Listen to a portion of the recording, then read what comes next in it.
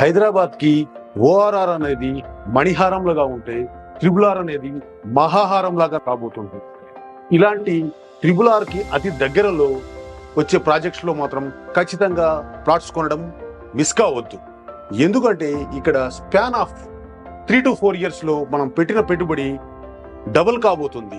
దీని జగమెరిగిన సత్యం. కానీ మనం ఏం చేస్తున్నాము, హైదరాబాద్కి దూరంగా ఉన్నాయని చెప్పేసి కొనడం అనేది ఆలోచిస్తున్నాము. ఎప్పుడు పెట్టుబడి పెట్టాలి, ఇది సరైన సమయమా కాదా అని ఆలోచిస్తున్నాము. కానీ హైదరాబాద్లో పెట్టుబడి అనేది నౌ ఆర్ నెవర్, ఇప్పుడు కాకపోతే మరి ఎప్పుడు కాదు. పూర్తి వివరాలకు సంప్రదించండి.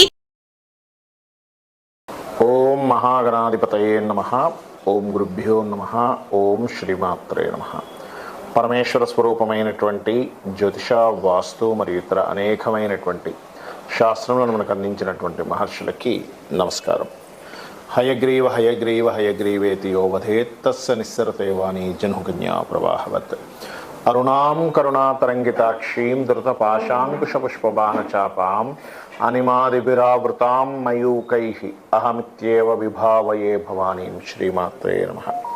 ప్రేక్షకులకి లలితాంబిక అమ్మవారి యొక్క అనుగ్రహం పరిపూర్ణంగా కలగాలని మనస్ఫూర్తిగా కోరుకుంటూ మనం ఈరోజు చెప్పుకోబోయేటువంటి టాపిక్ ఏమిటంటే, ఈ విశ్వాన్ని మొత్తం తన శక్తితో నడిపిస్తున్నటువంటి ఆ యొక్క అమ్మవారి నవరాత్రులు రాబోతున్నాయి. కాబట్టి మనకి ఈ నవరాత్రుల్లో చూడండి, చాలామంది అనేకమైనటువంటి బాధలు పడుతూ ఉన్నారు. ఉద్యోగం లేకనో, అనారోగ్యంతోనో, వివాహం అవ్వకనో, ఎంతో టాలెంట్ ఉండి కూడా పైకి రాలేకనో చూస్తూ ఉంటాం మనం. చాలామంది ఇళ్లలో ఎంతో టాలెంట్ ఉంటుంది, అంత టాలెంట్ ఉండి కూడా ఎందుకు పైకి రాలేకపోతున్నాడు ఆ వ్యక్తి, ఎందుకు ఎదగలేకపోతున్నాడు అని బాధేస్తూ ఉంటుంది తల్లిదండ్రులకు కానీ, చూసే ఇంట్లో వాళ్ళకి కానీ. ఆ అబ్బాయికి అమ్మాయికి కావచ్చు, అందంగా ఉన్న పెళ్ళి అవ్వదు. ఎందుకు కారణాలు ఏమిటి అంటే, దీనికి మనకి శాస్త్రాలు చెప్పినటువంటిది ఏంటంటే, 1 పుణ్యం ఉండాలి, 2 పితృదేవత అనుగ్రహం ఉండాలి, దేవతానుగ్రహం ఉండాలని చెప్పుకుంటూ ఉంటారు. మనం పితృదేవతల గురించి మనం ఆల్రెడీ చెప్పుకున్నాం. మనం ఈరోజు చెప్పుకోబోయే టాపిక్ ఏమిటి అంటే, ఏ లగ్నం వారు లేదా ఏ రాశి వారు, లగ్నం తెలిస్తే లగ్నం నుంచి, లగ్నం తెలియని వారు రాశి నుంచి చూసుకోండి. పర్టికులర్గా ఈ నవరాత్రుల్లోని మరియు లైఫ్ లాంగ్ కూడా మీరు ఈ మంత్రాన్ని చేయడము, అమ్మవారిని ఈ రకంగా కనుక ఆరాధన కనుక చేసినట్లయితే ఖచ్చితంగా బాగుంటుంది. అయితే ఇక్కడ మీకు ఒక చిన్న విషయం చెప్తాను. ఏమిటది అంటే, మీ అందరూ అనిపించవచ్చు అదేమిటండి మరి మిగతా దేవీ దేవతలు అంటే ఒకటే గుర్తుపెట్టారు. ఒకే శక్తి. ఫస్ట్ ఈ కాన్సెప్ట్ మీరు మైండ్లో బాగా అర్థం చేసుకోండి. ఒకే శక్తి బ్రహ్మ విష్ణు రుద్ర రూపాల్లో ఉంది. ఒకే శక్తి సకల దేవతల్లోనే ఉంటూ నడిపిస్తుంది విశ్వాన్ని. ఆ ఒక్క విషయం మీరు కనుక గుర్తుపెట్టుకోగలిగితే శివ కేశవులు వేరు కాదు అనేటువంటి భావన మీకు ముందు కలుగుతుంది. అయితే ఇప్పుడు నేను చెప్పబోయే అంశాలు ఏవైతే ఉన్నాయో, చెప్తుంది నేనైనప్పటికీ కూడా చెప్పింది సాక్షాత్ లలిత అమ్మవారిగా భావిస్తూ ఒక్కొక్క లగ్నం గురించి మరియు ఆఖరి వరకు మీరు వీడియో చూడండి. లగ్నము రాశి తెలియని వారు కూడా ఏం చేసుకోవాలో చెప్తాను, ఎటువంటి మంత్రం చేసుకోవాలో చెప్తాను. భక్తి శ్రద్ధలతో చేయని అమ్మవారి అనుగ్రహంతో మీకు ఖచ్చితంగా మీకున్నటువంటి సమస్యలు తీరుతాయి. తులాలగ్నము, తులారాశి. తులవారికి కనుక చూసుకున్నట్లయితే మీకు ఏ నామస్మరణ లలితా సహస్రనామాల్లో చేయాలి.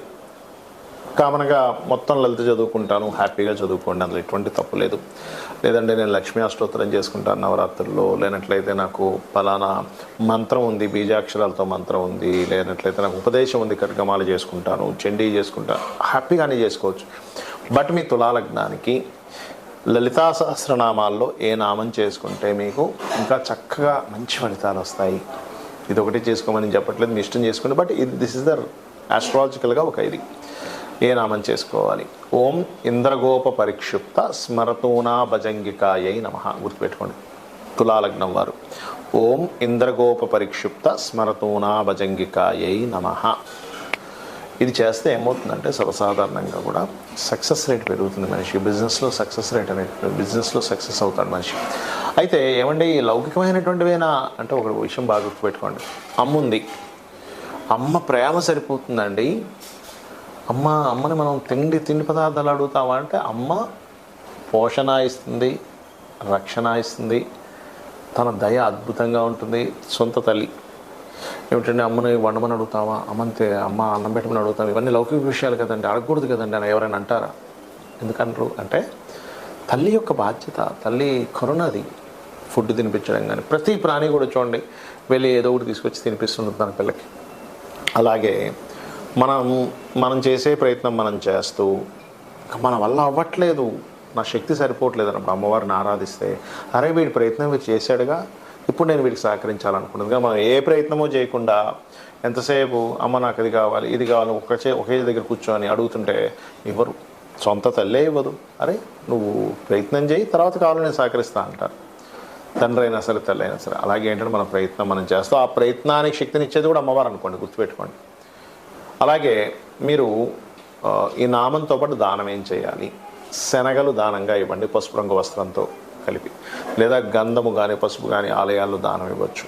గోవుకి అరటికాయ తినిపించవచ్చు, అందులో ముఖ్యంగా దేశీవాలి గోవుకి తినిపించండి. అదేవిధంగా మరొక విషయం ఏంటంటే, మీకు ఎవరైనా గురువులు ఉన్నారు, ఆధ్యాత్మిక గురువు కావచ్చు, మీకు విద్య నేర్పిన గురువు కావచ్చు, ఎవరైనా సరే, గురువు అనేటువంటి పదం ఏదైతే ఉందో అది చాలా బలమైనటువంటి పదం. అలా ఉన్నప్పుడు వారికి మీరు ప్రత్యేకంగా ఏంటంటే వస్త్రములు ఇస్తే ఇంకా మంచిది నవరాత్రుల్లో.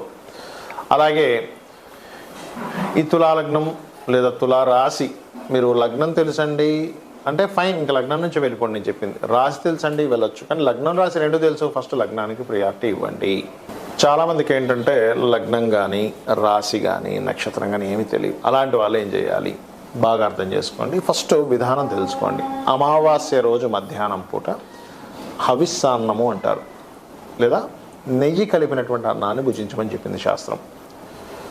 రేపటి నుంచి నవరాత్రులు అనుకుంటే ముందు రోజు గుర్తుపెట్టుకోండి. అదేవిధంగా రాత్రిపూట పలహారం మాత్రమే తీసుకోవాలి, ఫుల్గా భోజనం చేయకూడదు. ఇది విధానం. నెక్స్ట్ డే నిద్ర లేచినప్పుడు ముందే అమావాస్య రోజు అన్ని సామాగ్రి తెచ్చుకోవాలి. ఏమేమైతే మనం పూజ చేయడానికి కావాలో అవన్నీ సామాగ్రి తెచ్చుకోవాలి. తర్వాత రోజు ఏంటంటే చక్కగా మీరు అంటే పువ్వులు ఇలాంటివి ఏ రోజుకి ఆ రోజు కొనుక్కోవచ్చు. చక్కగా మీరు అలంకరణ చేసుకొని మీ యొక్క పూజా మందిరంలో వేప మండలు, అదేవిధంగా అరటి ఆకు, మన అరటాకులతో కూడా కొంతమంది అలంకరణ చేసుకుంటారు. బట్ ఇక్కడ ఏంటంటే మామిడి ఆకులు వేప మండలతో అలంకరణ చేసుకోవచ్చు, పుష్పాలతో కూడా అలంకరణ చేసుకోవచ్చు. మీ యొక్క మందిరాన్ని చక్కగా పీట వేసి కలశం పెడతారు. ఆ కలశం ఒకటి గుర్తుపెట్టుకోండి, కలశము పెట్టే ఆనవాయితీ మీకుంది లేదు అని కాదు, మీరు పెట్టాలనుకుంటే పెట్టండి, అందులో ఎటువంటి డౌట్ లేదు. ఎందుకంటే కలశం పెడితే మరింత అద్భుతం. కాకపోతే కలశం పెట్టినప్పుడు మీకు ఎటువంటి ఆటంకాలు వచ్చినా ఎక్కడా కూడా దాన్ని తీయకూడదు, గుర్తుపెట్టుకోండి. కంటిన్యూ చేయాలి, దాన్ని పురోహితుని పిలిపించైనా కంటిన్యూ చేయాలి. ఆ రకంగా కలశం పెట్టుకోండి.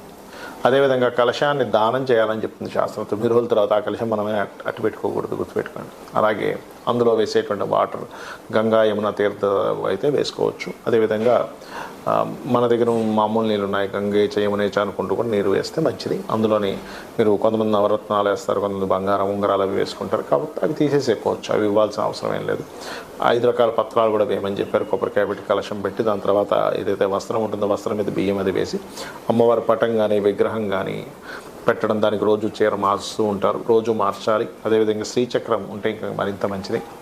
అలాగే మరొక విషయం ఏంటంటే ఇక్కడ గమనించండి, ఈ యొక్క నామాల్లో ముఖ్యంగా అంటే చూడండి, మనం ఇప్పటివరకు మీ లగ్నం ఏంటి, మీ రాశి ఏంటి, దాన్ని బట్టి నామం చేసుకోమని చెప్పాం. కానీ ఈ యొక్క అమ్మవారికి ఈ ఏవైతే మనం ఇప్పటివరకు అమర్చుకున్నామో అదేవిధంగా ధ్వజం కూడా పెట్టుకోమని చెప్పింది శాస్త్రం. పెట్టుకున్న తర్వాత మీరు మొత్తం లలిత సహస్రనామాలు చేసుకోవచ్చు. అదేవిధంగా మీరు లక్ష్మీ అష్టోత్తరం చేసుకోవచ్చు, దేవి కటకమాల ఉదయం అంటే చదవచ్చు, చండీ పారాయణం చేయొచ్చు, దుర్గా అష్టోత్తరం చదువుకోవచ్చు, ఏమైనా చేసుకోవచ్చు, గుర్తుపెట్టుకోండి. కాకపోతే భక్తి ప్రధానం ఇక్కడ. అంటే ఏమిటి, ఏదో చేయాలి, అబ్బా ఇంట్లో వాళ్ళు పోరుపడలేకపోతున్నానో, చేయకపోతే ఏదో నాకు ప్రమాదం జరుగుతుందేమో అని భయంతోనో చేయకండి, భక్తితో చేయండి. ఒక చిన్నపిల్లవాడు ఉన్నాడు, మీకు ఒక అబ్బాయి అమ్మాయి ఉంది, ప్రేమతో చేస్తాం అబ్బాయికి అమ్మాయికి. ఏంటి, నా పిల్లవాడు, వీడికి పొద్దున్నే టిఫిన్ తినిపించాలి, స్నానం చేయించాలి, మంచి మంచి బట్టలు వేయాలి, కొత్త డ్రెస్ కనిపిస్తే మా పిల్లడికి బాగుంటుంది. ఎట్లా చేస్తాం, అలా భగవంతుడికి చేయండి. అలా చేస్తూ మరొక విషయం ఏంటంటే ఇక్కడ పలానా ప్రాబ్లం బట్టి కూడా నామం చేసుకోవచ్చు. అంటే అలాగా రక్షణ కావాలనుకుంటున్నాం, శ్రీమాత్రే నమః, ఏమి దిక్కుతోచట్లేదు, శ్రీమాత్రే నమః చేసుకోవచ్చు. లేదు ఏదో ఫియర్ ఉంది, నాకు ధైర్యం పెరగాలి, ఓం కనకాంగది కేయూరు కమనీయ భుజాన్వితాయ నమః, పిల్లలు చదవట్లేదు, ఒక మంత్రం చేసుకోవాలనుకుంటున్నారు మేము, ఓం శుద్ధ విద్యాంకురాకార ద్విచపంక్తి ద్వయోజ్వలాయ నమః, ఉద్యోగం రావాలి, ఓం శ్రీమాత శ్రీ మహారాజ్ఞి శ్రీమత్ సింహాసనేశ్వరి నమః చేసుకోవచ్చు. లేదా ఓం మాణిక్య మకుటాకార జానుద్వై విరాజితాయ నమః చేయవచ్చు. కాకపోతే గంట సేపు చేయండి నా మాట మీద. అదేవిధంగా మనసు బాలేదు, ఓం మనస్విని నమః. లేదు, పనులు సగంలో ఉండి ఆగిపోతున్నాయి, ఓం అష్టమీ చంద్ర విభ్రాజ అలికస్థల శోభితాయే నమః. లేదంటే హెల్త్ ఇష్యూస్ బాగా ఉన్నాయి, అలాంటి వారు చేయవలసింది ఏంటంటే ఓం సర్వవ్యాధి ప్రశమని సర్వమృత్యు నివారిణి అగ్రగణ్య అచింత్య రూపా కలికల్మషనాశినే నమః.